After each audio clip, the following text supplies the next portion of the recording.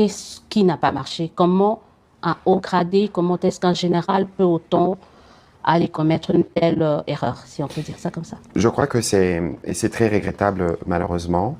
C'est des propos qui n'auraient jamais qui n'auraient jamais dû être prononcés ou dits.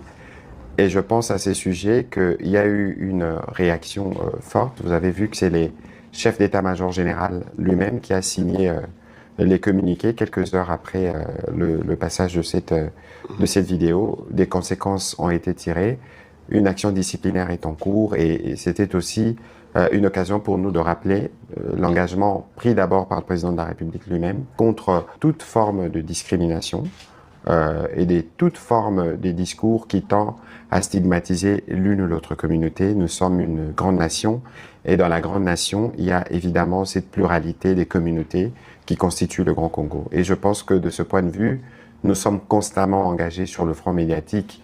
Nous les répétons, moi qui vous parle dans ces bureaux, j'ai reçu beaucoup de communautés, y compris la communauté Banyamulenge. Et d'ailleurs, je venais de terminer une réunion avec des jeunes de cette communauté, des réunions que nous faisons de manière régulière parce que dans le combat pour recouvrer justement, préserver l'intégrité territoriale de notre pays, toutes les communautés doivent être mises en contribution, y compris la communauté Banyamulenge. Cela dit, j'ai vu les flots des réactions. Des soutiens, vous voulez dire? Il y a de plus en plus de Congolais qui pensent que le général, le porte-parole de l'armée avait raison de dire ça. Est-ce que c'est inquiétant? Non, écoutez, et puis, Madame Élysée, il faut que nous-mêmes, on essaye de nous connaître. Ce qui a été dit par le général, je vous ai dit tout à l'heure que c'est regrettable, c'est des choses qui n'auraient jamais été dites.